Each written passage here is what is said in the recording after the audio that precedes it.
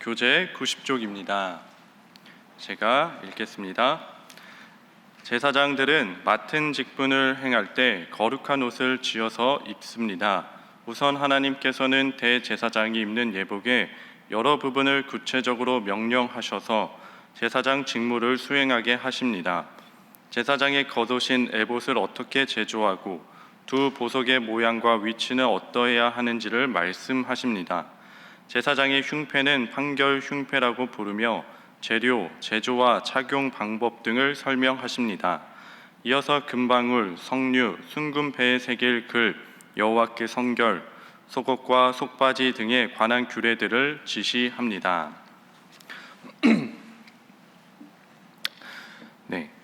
하나님께서는 이스라엘 백성들 중에 아론의 가문을 택하여 제사장 가문으로 세웠습니다.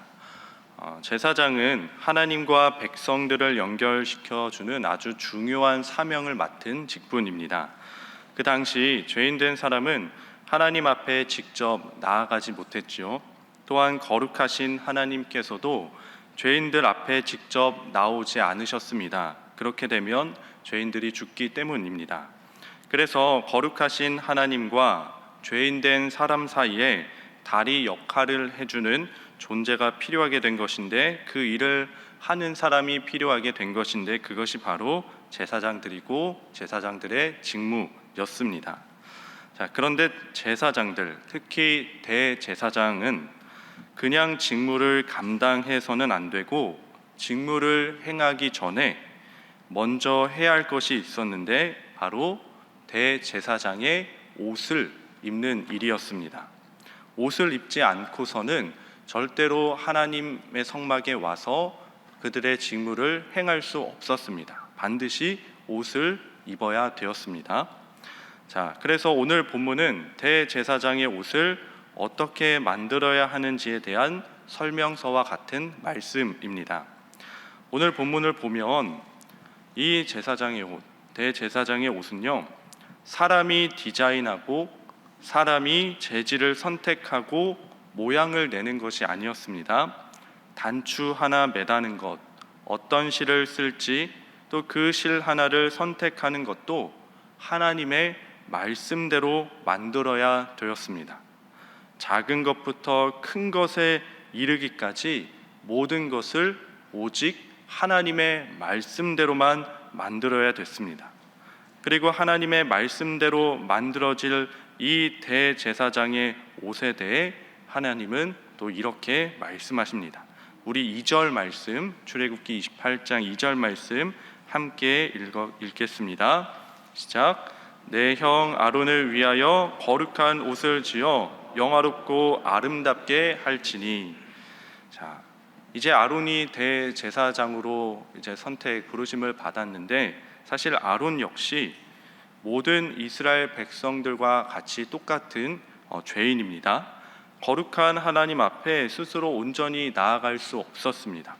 그런데 이 대제사장의 옷을 입으면 하나님께서 너는 영화롭고 이제 아름답다라고 여겨주신다는 말씀이죠. 왜냐? 이 옷이 거룩한 옷이기 때문입니다. 여러분, 그런데 이 제사장의 옷, 대제사장의 옷이 왜 거룩한 것일까요? 옷 자체에 거룩한 능력이 있기 때문일까요? 우리 목사님들께서도 주일에 가운을 입죠. 그 가운을 입으면 하나님 앞에 우리가 거룩해지는 것입니까? 아니죠.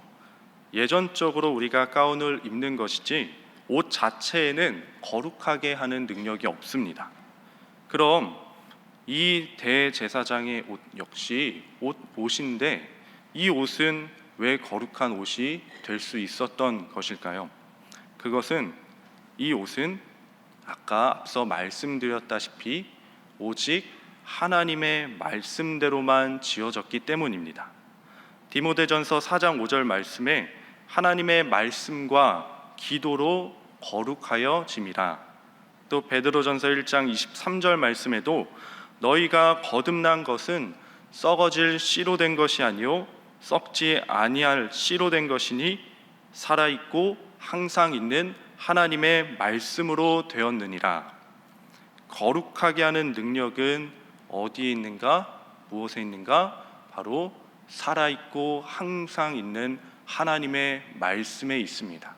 하나님의 말씀이 거룩하게 합니다. 그렇기에 대제사장이 하나님의 말씀대로 만들어진 이 옷을 입었기에 하나님은 그 옷을 보고 아론의 죄를 보지 않고 오히려 아론 너는 영화롭고 아름다운 존재다라고 여겨주신다는 말씀입니다. 자, 그런데 이 대제사장의 옷은요, 보다 궁극적으로 가리키는 것이 있습니다. 대제사장의 옷은 임시적이고 또 완전한 옷이 아닙니다. 그러나 신약 성경에는 대제사장의 옷이 궁극적으로 가리키는 그 영원하고 온전한 옷이 등장하는데, 이 옷은 죄를 임시적으로만 가려주는 것이 아니라 온전하게 가려주고 또 하나님 앞에 임시적으로 거룩하고 영화롭다 인정받게 만드는 것이 아니라 온전하게 영원하게 거룩하고 영화롭게 만드는 그런 공의로운 옷이 등장합니다. 그리고 이 옷은 단순히 말씀대로만 지어진 것이 아니라 말씀 그 자체입니다. 어떤 옷이죠? 바로 예수 그리스도의 옷입니다. 자, 첫 번째 기도 제목입니다. 예수 그리스도로 옷 입었음을 항상 기억하는 성도 되게 하옵소서. 예수 그리스도로 옷 입었음을 항상 기억하게 하는 성도 되게 하옵소서.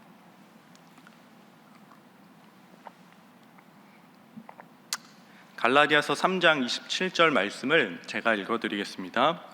누구든지 그리스도와 합하기 위하여 세례를 받은 자는 그리스도로 옷 입었느니라. 죄인된 우리들이 예수님의 옷을 입었다라는 말은, 그 말의 의미 중 하나는 예수님의 그 대속의 은혜, 보혈의 은혜, 그분의 공로가 우리의 죄인된 모습을, 죄된 모습을 가리워 준다는 의미를 가지고 있습니다. 우리가 예수님을 나의 구원자로, 나의 주님으로 영접하는 순간 우리는 예수님의 그 대속의 은혜를 덧입는 사람들이 됩니다. 그래서 이 은혜의 옷을 입을 때 하나님은 우리 안에 있는 죄를 보시는 것이 아니라 우리를 덮고 있는, 우리가 입고 있는 그 예수님의 은혜와 공로를 보십니다. 하나님의 그 거룩한 불꽃 같은 눈동자로 우리의 그 죄된 모습을 곧대로 보시는 것이 아니라 예수 그리스도의 그 보혈의 은혜에 덮여 있는 우리들은 우리를 바라보실 때 대속의 눈을 통해서 예수님을 바라보신다는 것이죠. 하나님은요, 여러분들을 사랑하십니다. 그 사랑하시는 가장 큰 이유, 그것이 바로 오직 예수 그리스도 때문이다 라는 말씀입니다. 그 예수 그리스도의 은혜로 인해서 우리가 더 이상 하나님 앞에 죄인이 아니라 하나님 앞에 우리가 진정으로 사랑받는 자녀가 된다라는 말씀입니다. 자녀가 되었다는 것은요, 우리가 하나님께로부터 오는 그 신령한 은혜를 받아 누리고 풍성한 생명을 누리는 그 특권을 받은 자가 되었다라는 것입니다. 이 이유가 무엇이라고요? 오직 우리가 예수 그리스도로 옷 입었기 때문에, 예수 그리스도의 대속의 은혜 때문이다라는 것 항상 잊지 않으시길 바랍니다. 이 예수 그리스도의 대속의 은혜를 덧입고 있는 그 자가 바로 우리고, 우리가 주의 자녀, 사랑받는 자녀임을 항상 잊지 않고 이 은혜에 우리가 항상 합당하게 살아가는 저와 여러분 되기를 주님의 이름으로 축복합니다. 아멘. 자, 두 번째 기도 제목입니다. 서로를 보석같이 여기는 자가 되게 하옵소서. 서로를 보석같이 되게 하는 자가, 여기는 자가 되게 하옵소서. 자, 우리 21절 말씀을 함께 읽겠습니다. 21절 말씀입니다. 시작. 이 보석들은 이스라엘 아들들의 이름대로 12이라 보석마다 12지파의 한 이름씩 도장을 새기는 법으로 새기고. 자, 대제사장은 옷을 입을 때 먼저 흰색 세마포 옷을 입습니다. 그리고 그 위에 화려한 파란색 겉옷을 덧입고 또 그 위에 다시 한번 에봇이라는 화려한 색의 옷을 또 입습니다. 그리고 그 위에 조끼를 걸치는데, 그리고 이 조끼를 성경에서는 흉패라고 합니다. 그리고 이 흉패의 위치는요, 대제사장의 정중앙 가슴에 있는데요, 이 흉패에는 또 12개의 보석이 박혀 있습니다. 12개의 보석이 가로 3줄, 세로 4줄로 진열되어 있습니다.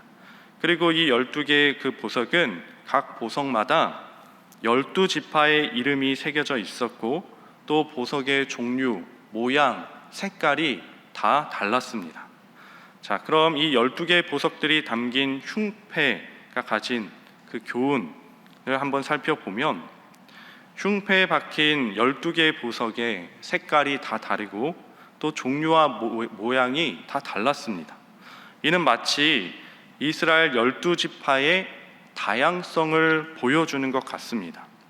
이스라엘 백성은 하나이지만 그 안에 12지파가 있었고 또 각 지파들은 각기 다른 개성과 특성이 있었지요. 이는 어느 지파가 더 잘났고 못났고를 나타내려고 그렇게 다양한 모습으로 이렇게 보석이 그려진 것이 아니라 모두가 하나님께로부터 각각의 모습대로 사랑받는 백성들임을 보여주고 있는 것입니다. 우리가 부모가 자녀들을 볼 때도 마찬가지이죠. 각각 자녀들의 개성과 특성이 다릅니다. 같은 뱃속에서 낳은 아이인데 어쩜 이렇게 다를 수 있을까 할 정도로 개성과 재능이 다 다릅니다. 그러나 서로 다르지만 부모에게는 모두 사랑받는 자녀입니다.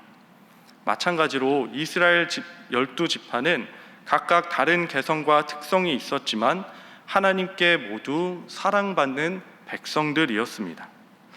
신약성경 고린도전서 12장 12절 말씀에 이런 말씀이 있습니다.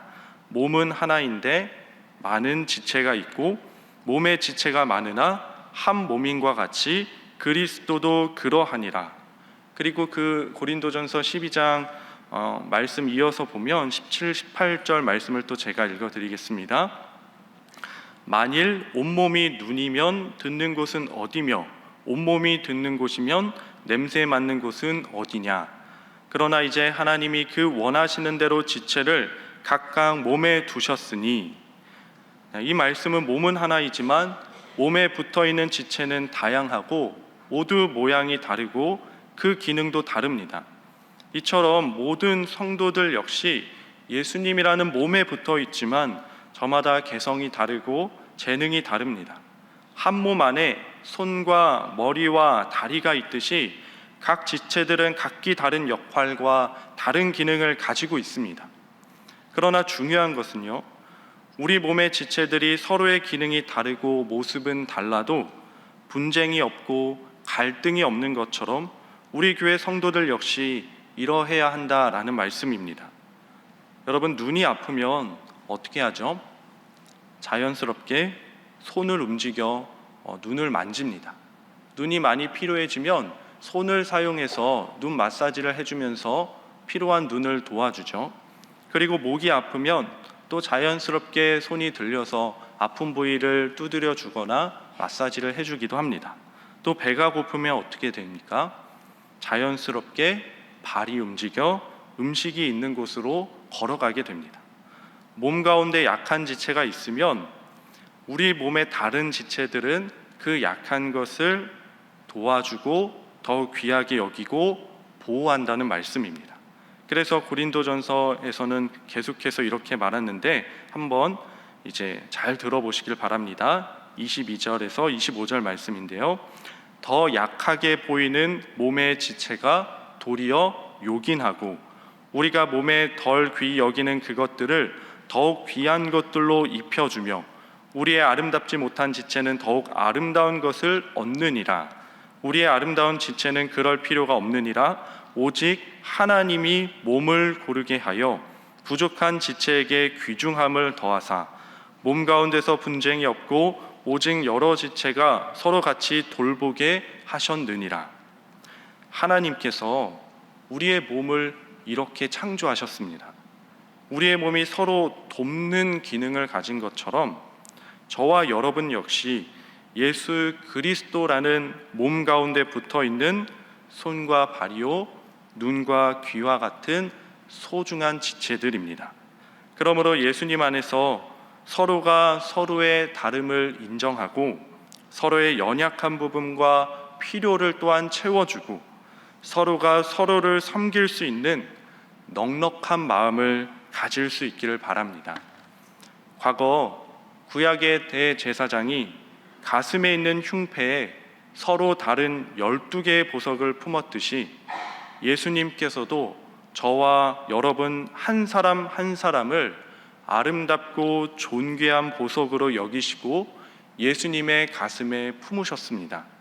그런데 우리가 여기서 잊지 말아야 할 것은 나만 보석으로 삼으시고 품으신 것이 아니라 예수님의 보혈로 그 대속의 은혜로 구원받은 내 옆자리의 성도들, 그리고 우리가 이 신일교회에서 함께 신앙생활하는 성도들, 또 물론 저 먼 자리에서 저 멀리서 내가 별로 좋아하지 않는 성도들도, 내 개인적인 감정으로 별로 좋아하지 않는 성도들도 예수님께서는 너무나도 존귀하고 귀중한 보석으로 품으셨다라는 것입니다. 나도 예수님의 귀한 보석이고 옆 사람 성도들도 귀한 예수님의 보석입니다. 종류와 모양이 다를 뿐 같은 예수님의 소중한 보석이다라는 말씀입니다. 그래서 조금 그렇지만 오늘 마지막으로 인사 한번 하고 우리 말씀을 마치도록 하겠습니다. 새벽에 조금 이제 꾀지지한 모습이지만 우리 옆 사람을 한번 보면서 당신은 예수님의 보석입니다 라고 한번 인사하겠습니다. 네.